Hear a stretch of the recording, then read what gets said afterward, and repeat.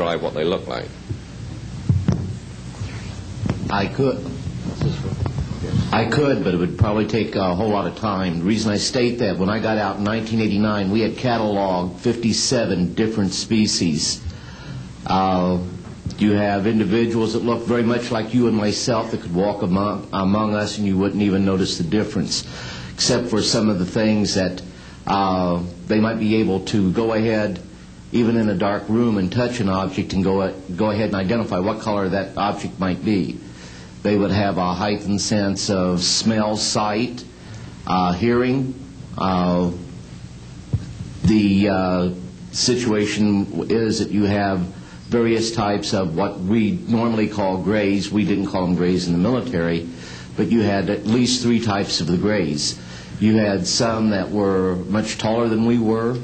The unique thing that I'd like to point out for the most part is that the entities that we did catalog were in fact humanoid. Now this created a situation where the scientific community was trying to figure out why that would be the case, because you would expect that if life evolved on other planets, that they would take on some type of other being, so to speak, not necessarily look humanoid or be bipedal such as we are. But apparently we got quite a few of the species out there that are humanoid in appearance, and that creates a question that yet has to be answered by science. Yes, and as I call on you, please state the news agency that you were with. Yes, ma'am.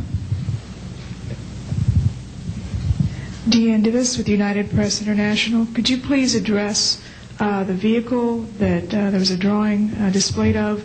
Why would this vehicle be on display at an air show? What is the power source that you are asserting is going to be so very useful? And how can you determine that this vehicle is not something that is being developed, by a government agency?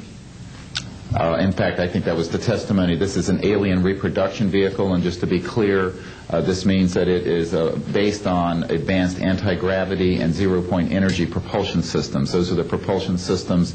They are being manufactured by a consortium of companies that include Lockheed Martin, Northrop, SAIC, and other corporations. They do have superluminal capacity, in other words, faster than the speed of light capacity.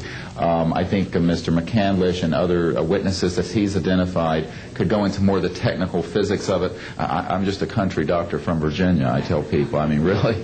And but this is actually what is the reason it's called alien reproduction vehicle, is that it's based on the study of extraterrestrial vehicles, but it is manufactured by human military intelligence, aerospace contracting arrangements. And this is very important. It means that we, Homo sapiens, have the ability to access this so-called zero-point field of energy, which is the ambient field of energy from which all matter and energy is fluxing, and can access that energy and generate all the power we need to run this planet without fossil fuels or pollution.